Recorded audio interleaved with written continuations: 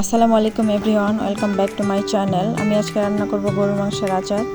আচারের জন্য যা যা লাগে দেখুন, জিরা বাটা, আদা বাটা, রসুন বাটা দিয়ে দিলাম, মরিচ বাটা দিয়ে দিলাম স্বাদ মতো লবণ, 1 চামচ হলুদের গুঁড়ো, সামান্য তেল দিয়ে আমি মেখে চেখে নেব। দেখুন মেখে নিয়েছি। সামান্য পানি দিয়ে দিব, বেশি পানি দিব না। তো আস্ত গরম মশলা দিয়ে দিলাম, দিয়ে আমি এটা রান্না বসিয়ে দিয়েছি। দেখুন আমি এটা একটু সময় নিয়ে ভাজবো।